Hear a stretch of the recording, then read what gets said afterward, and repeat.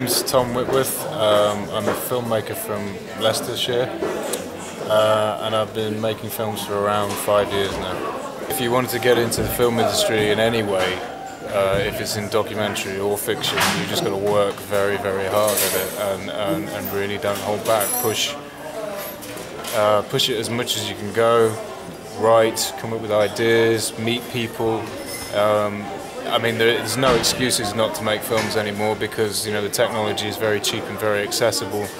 It used to be 20 years ago. It was very, very difficult to 20, maybe 30 years ago. It was very, very difficult to crack this market because it was an expensive way of people trying to express themselves. Now that's not the case. So I think really you just got to knuckle down. You got to knuckle down, and if you want it enough, you should be able to do it. I started making films. I went to university and did a couple of degrees in film. I've always wanted to do film since I was a kid. Mainly fiction. I was always fascinated by cinema when I was a child, and when I did a master's degree in film and TV production, and then I needed something to do when I finished. And documentary was quite an easy way of doing something quite cheaply, but also doing something that was it's a storytelling medium. Even though you're filming real life, you're still creating a story out of it.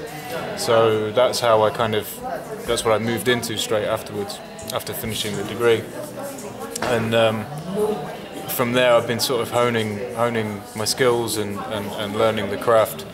And the idea is that really where I earn my bread and butter now is making documentaries, and on the side I write scripts and I do fiction films. Just watched Rolf, which is about an Arctic explorer who moved to East Greenland. He works there as a dog musher. We watched John and Gaynor, which is about an ageing married couple who live in the middle of the Tanzanian bush. And we've just seen Coping with Drought, which is about various people in the sort of regions, the Pokot region, the Turkana region in Kenya, trying to combat the sort of devastating effects of drought. The two works that I've done that have been particularly challenging have been the one that I shot in Greenland, and then the one that I did about drought, and primarily for the opposite ends of the spectrum with sort of their conditions. But Rolf was about trying to shoot in the cold and shoot in a place that was -40 and not having your camera freeze on you and your batteries run down, and it's a very sort of inhospitable environment, and trying to make a film there was alien to me completely, and I didn't expect it to be as tough as it was. Yet at the same time,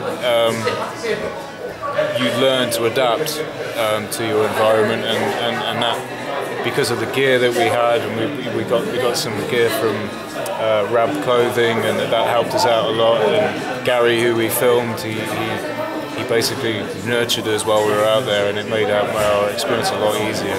But it was certainly an experience. The Coping with Drought, that was the opposite. I mean, I went from -40 to drought, which was 40 degrees, and the areas that we were going to and visiting, a lot of people didn't have any food. So that meant we didn't eat. There wasn't a lot of water, so that meant we didn't drink. And we really went through the ringer to make the film that we made. And I would say that was actually a harder experience than it was going into the cold. I think I came back from that trip. I visited the doctor. My blood pressure was like that of a 60-year-old or something like that, and then it just slowed down after it went down after about a couple of days or something. But that was a really tough shoot, but a very rewarding one. And I got to meet some incredible people who really are far worse off than I am, so I should be grateful, really.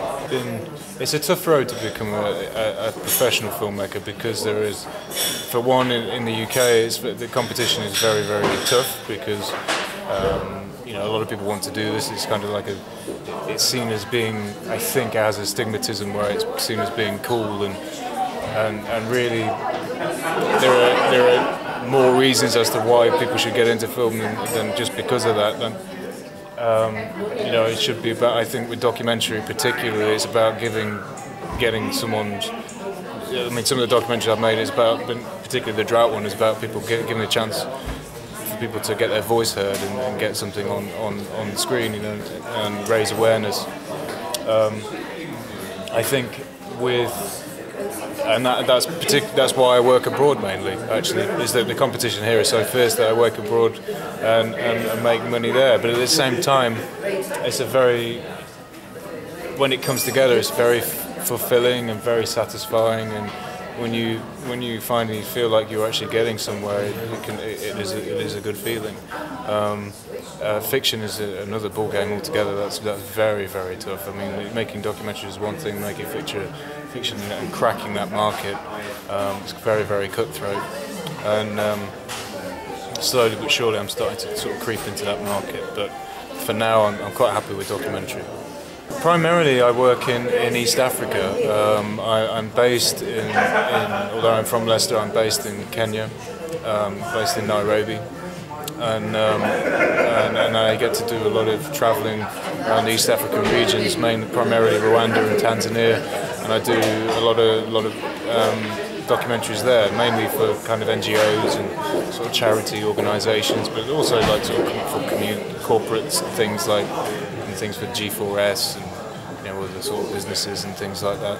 But slowly but surely, I'm moving into documentary out there that is primarily for me. I mean, like, it's the stories that I'm interested in and that hopefully, you know, can find an audience. The industry in East Africa is booming at the minute. I think in Kenya particularly, there's been an influx of great filmmakers that have gone there, and also certainly a rise in talent that has grown. I think probably over the last 5 or 6 years, where it's actually become noticeable, like how many filmmakers there are that are, you know, homegrown Kenyans and are creating great work, really, really good work, and that needs to be championed. I think it's very important that any country, any